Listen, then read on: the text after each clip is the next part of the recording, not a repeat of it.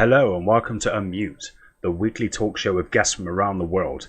I'm your host, Simon, and in this talk show, we can talk about anything from food to raunchy sex stories, and anything in between, or as my producer would say, anything goes between the sheets.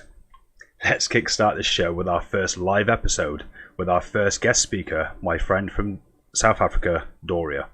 Dorea, welcome to the show. Thank you, Simon. Hello. So before we get into our food chat, let's get to know you a little bit. We can start off with a little bit of a game. So you've heard of the game Two Truths and a Lie? I have. Okay, so what we're going to do, we're going to play that to start with. So what I'll do is I'll explain to those that don't know what it is. We're going to read three statements about ourselves, one of which is going to be a lie, and the other person is to guess which one is the lie. So I'm gonna let Dorea kickstart us with this one. So if you'd like to give us your three statements, please. I have the tendency to fall upstairs. I broke my nose walking into a tree, and I survived a hot air balloon crash. Okay.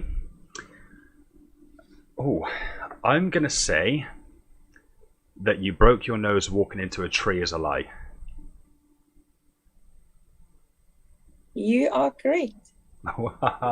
Brilliant. The other two were a little more. How can we say it?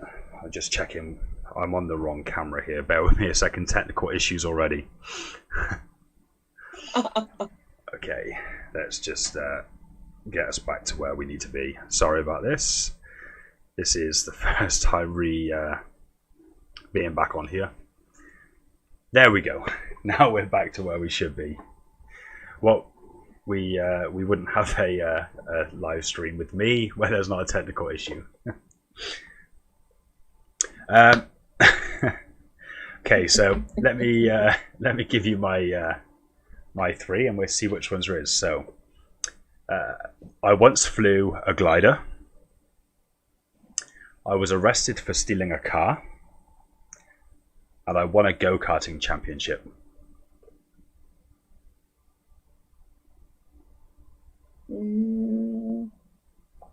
I think the last one. The go-karting championship? You're Yes, right. You're that's it. absolutely right. I did indeed steal a car and get arrested for it. It was my mother's car, and I have flown a glider.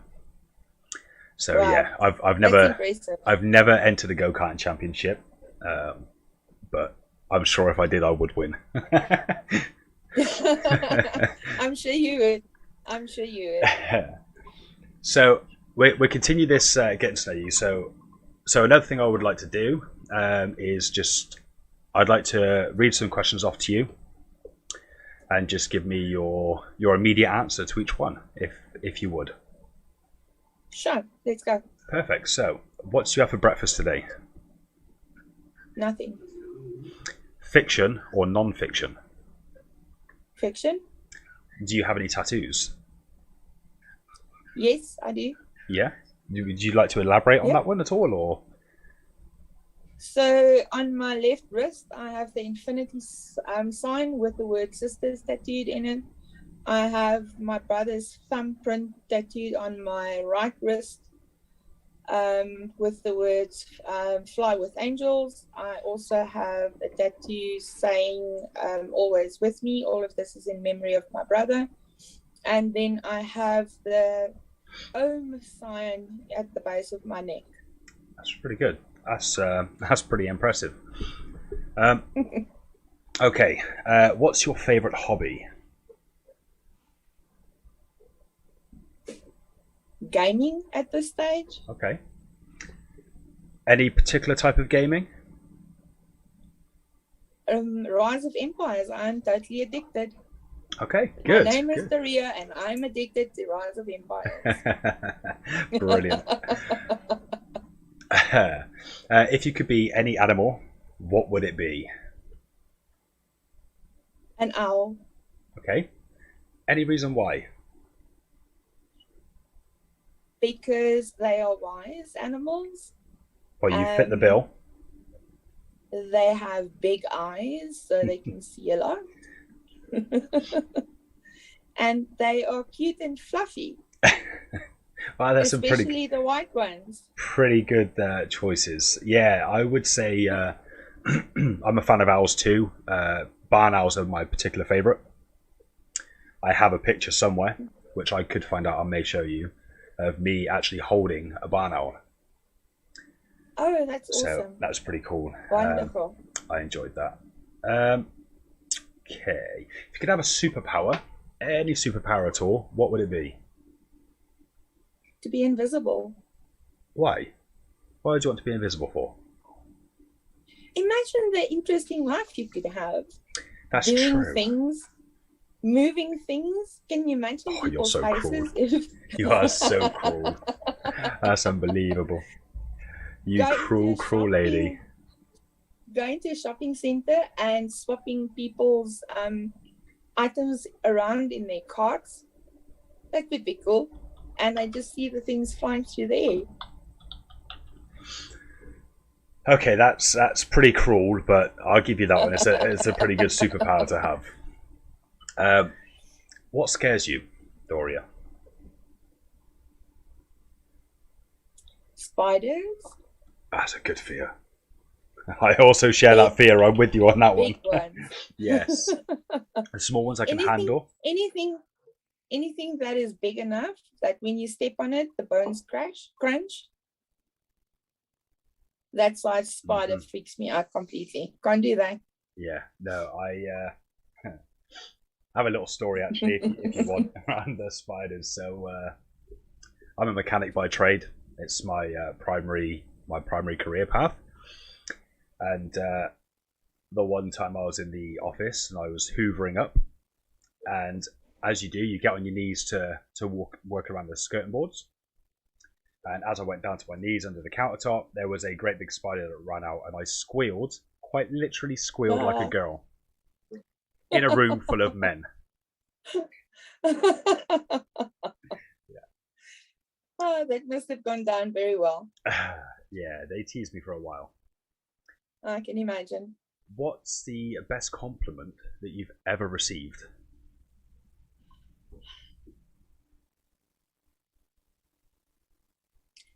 What comes to mind immediately is just a thank you. Thank you, you made a difference in my life. Because I believe that's what I'm here for, is to make a difference in people's lives.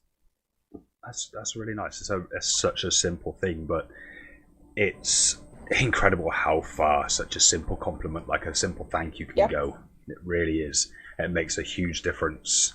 Yep. So, okay, what is your biggest pet hate or pet peeve? Depends on how you say it. I say pet hate here, but people have called it a pet peeve. So, oh, there's so many. Well, I'm interested in just the biggest. You know, when you go up an escalator and there are people in front of you. Yeah. And as they get off the escalator, they stop right there. Yeah. It drives me insane, crazy. I want to don't know. I don't know if it's my biggest, but it definitely is a pet peeve. With escalator, I'm a really impatient person, and I walk really fast. I have to get everywhere as quickly as I can. It doesn't matter if I've got an hour to wait when I get there, as long as I get there as quick as I can. I've got to be there first. And I'm dreadful. I'll be walking to the kids to school, and I'll be being told, slow down, slow down. And I don't realise I'm doing it. I don't realise I'm walking off so fast. When I get to an escalator, I can't stand on the escalator to the top. I have to walk. And I take 2 steps at a time. I can't take one because one's not enough. I need to take 2. And I get to the top, turn around, and everybody's still almost at the bottom, and I'm like, come on. So that's why I end up waiting for so long. I just stand there waiting, and I've just rushed ahead. So what would your biggest one be then? My biggest pet peeve. Do you know? It's a really simple one. When people don't offer. So if I was at work and I offer everybody a drink, would you like coffee? Even if they say no, and they say no every single time, I'll always ask them anyway. Yeah. But when somebody makes themselves a drink, or they go to the shop, or they do anything and they don't offer, it really bugs me. Even if I don't need anything, for them not to offer, I just find rude. So it really chaps my ass.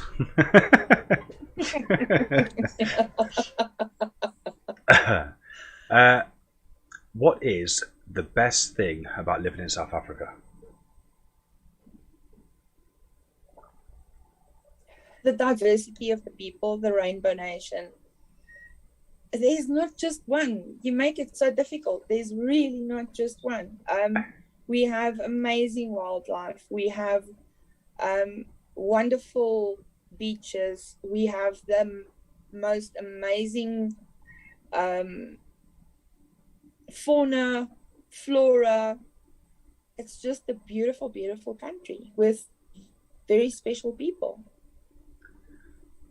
Well, I mean, asking just for one thing is always going to be difficult. It's one of those things. Sometimes you can find just one thing, but most of the time, especially in a beautiful place like that, it's hard to find just one thing that you like the most. So, which brings me to the next question, really. How many languages do you speak? Is it just English that you speak, or do you speak other languages too? I speak English, and my home language is Afrikaans. Okay.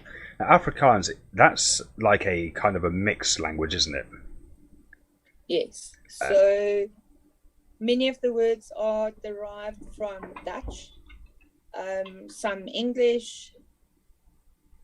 Yeah, it's a mixed language. Obviously from all the different cultures that came into South Africa many moons ago.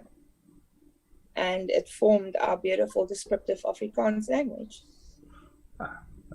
Well, everybody's learning something new today.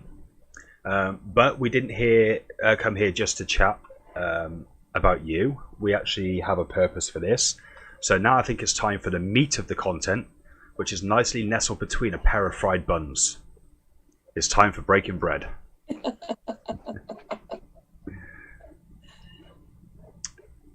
And I need to adjust my camera again.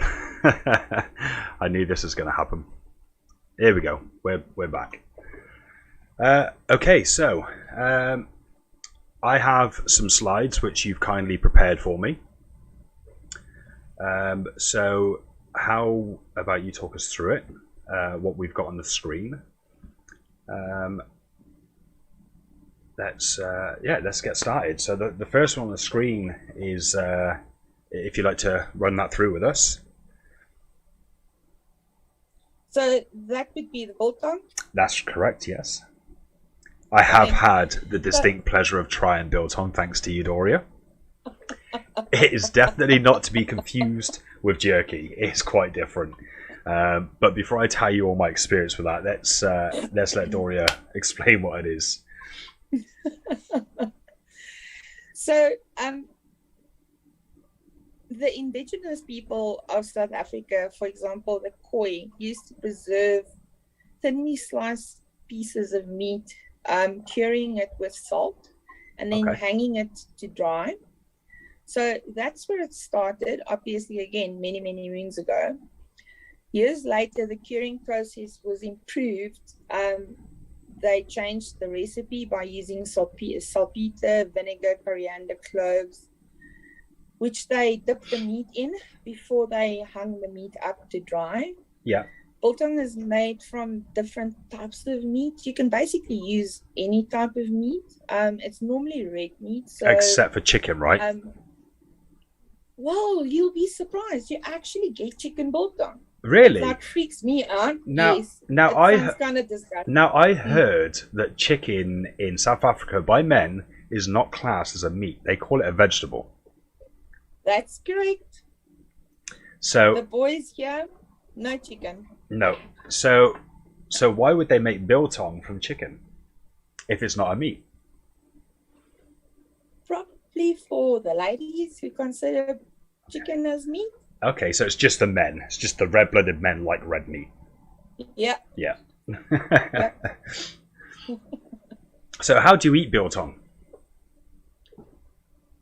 So normally, you can buy it already carved up, or you buy. So it's made from a fillet that is sliced with the grain of the meat and cured that way. So you can buy a big piece and slice it yourself. Yeah. Or if you're lazy like us, you buy it already sliced, and it's eaten as a snack. It's actually considered one of the staple snacks of our country. It is normally consumed in tons by men and women and children, and in my house, animals, while watching our favorite sport, rugby, and having a beer or two. That sounds delightful. I've just had a note come through from the director, actually, though. She's just informed me that if you have chicken biltong, it's actually vegan.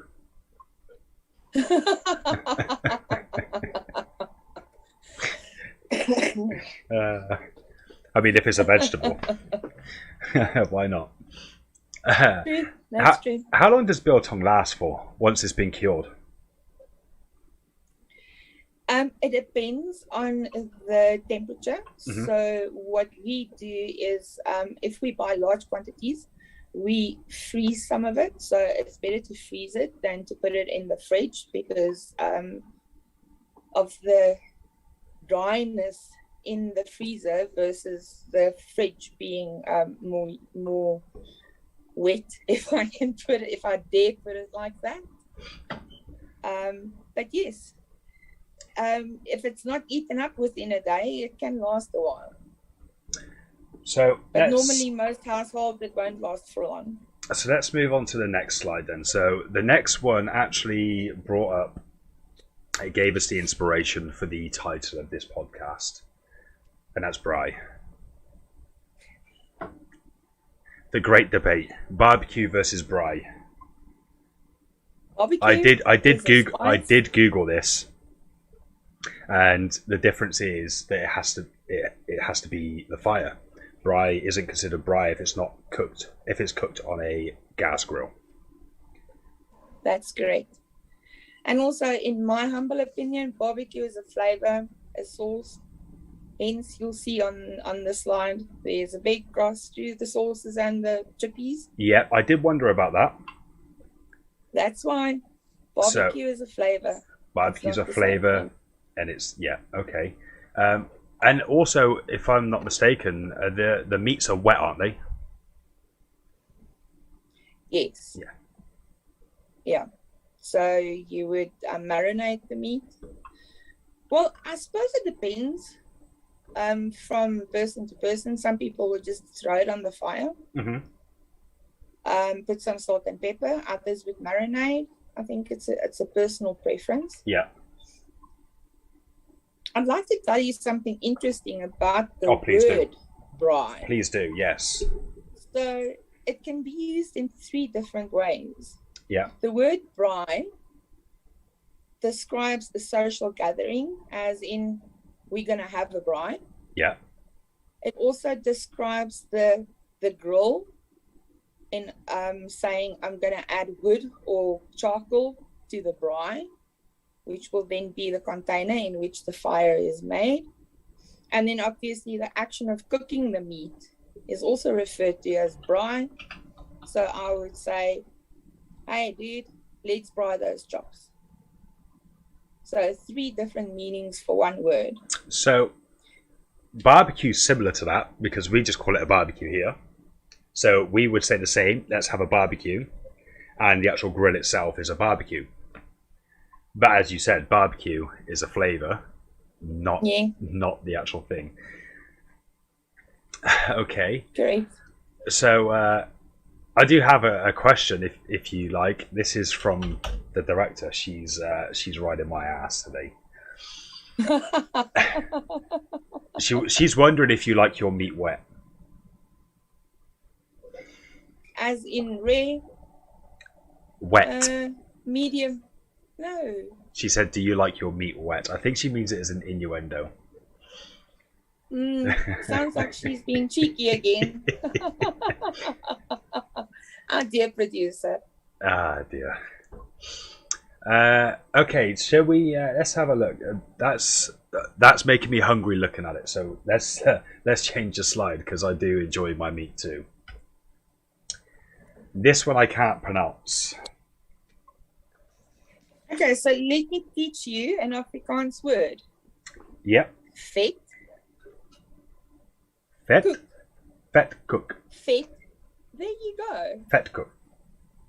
Yes. Okay, what is vet cook? So vet cook is also referred to as amagwenya. That's another word for vet cook in South Africa.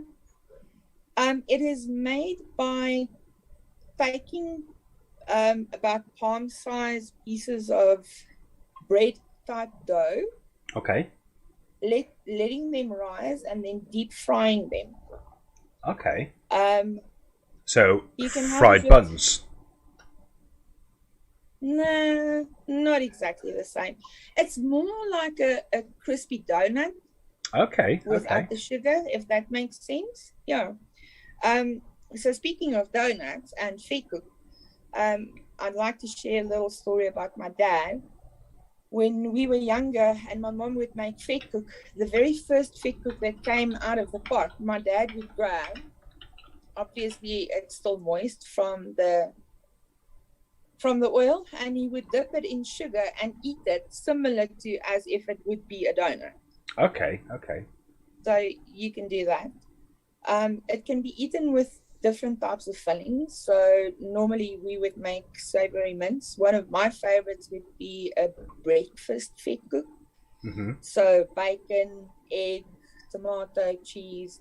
You can put syrup on there, you could put jam on there, or you could put cheese on there. Okay. Let's move on to the final one, last but not least. Now, I think I can pronounce this one based off the last one that I learned. So I'm going to say, is this Cook Sisters? Yes! Woohoo! Well done. So, and what are Cook Sisters? They look delicious. They really do. They are divine. The name is derived from the Dutch word koek, which means cake. Mm-hmm. And the sister part refers to either the tradition of two sisters plaiting their dough before frying them and then dunking them in syrup. Yeah. So the dough is very similar to that of Fatko. So these are almost like a donut as well, then.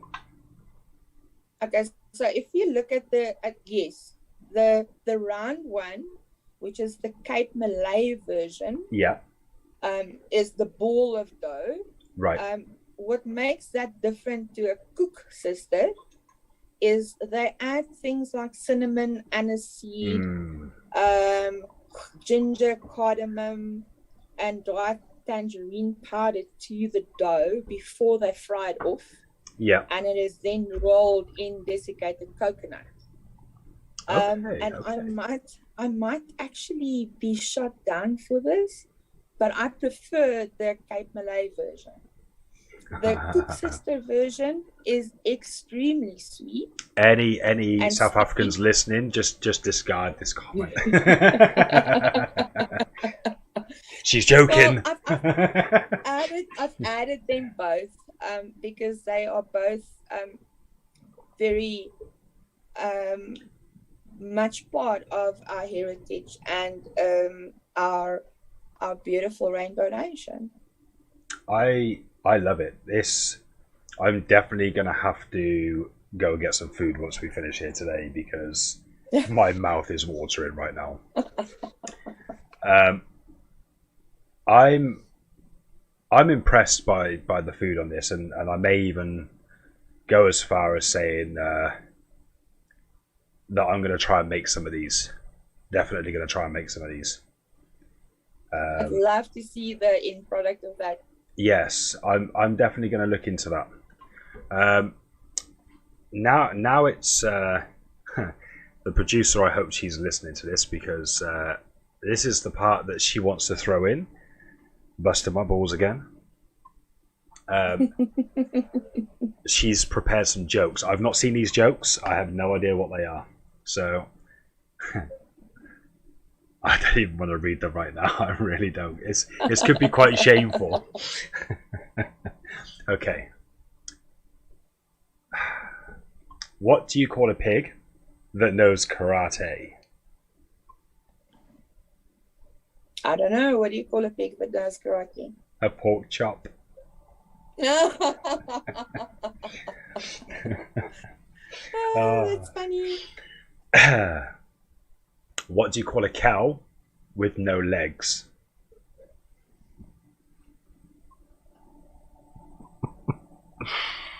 I don't know. What do you call a cow with no legs?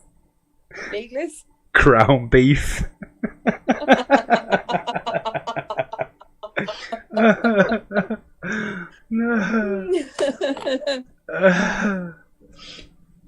Okay.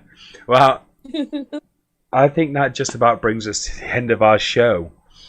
I'd like to give a really special thanks to my wonderful guest and friend Dorea for joining us today. So thank you for being here, Dorea. It's been an absolute pleasure. Thank you for having me on. No problem at all. Anytime. We will definitely get you back. It's been a blast. Please, guys, don't forget to tune in next week for our photography show, where we will have a new guest who shoots people and sometimes cuts off their heads. Thank you for watching. I'm Simon, and you've been on mute.